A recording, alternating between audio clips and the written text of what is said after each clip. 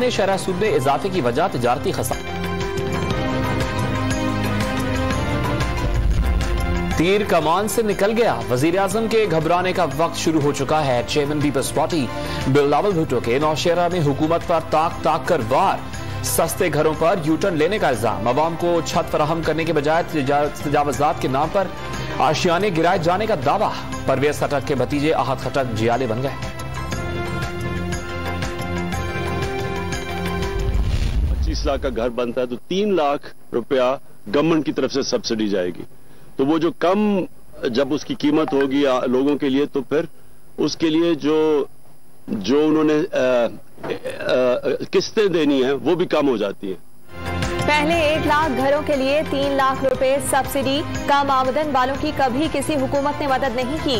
वजीर आजम का नया पाकिस्तान हाउसिंग अथॉरिटी का दौरा। शहबाज गिल ने कम कीमत अपार्टमेंट्स मुखालिफिन के मुंह पर तमाचा करार दे दिए।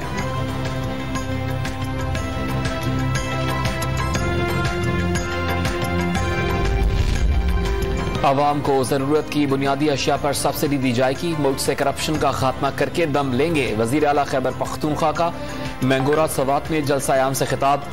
मुराद सईद ने अगली बार भी तहरीक इंसाफ की हुकूमत बनने का दावा कर दिया।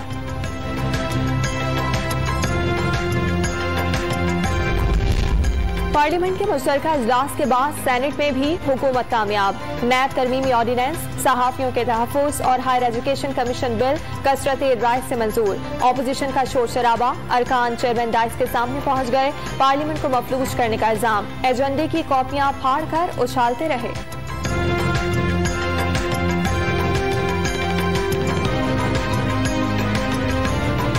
मुझे बात करने देना जी। हाउस का सेंस ले सर।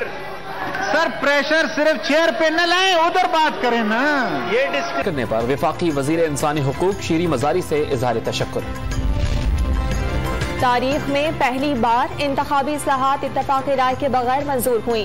मुल्क में बादशाहत कायम नहीं होने देंगे। मुत्तहदा ऑपोजिशन का इजहार मजम्मत। कानून साजी को पार्लियामेंट पर खुदकुश हमला करार दे दिया।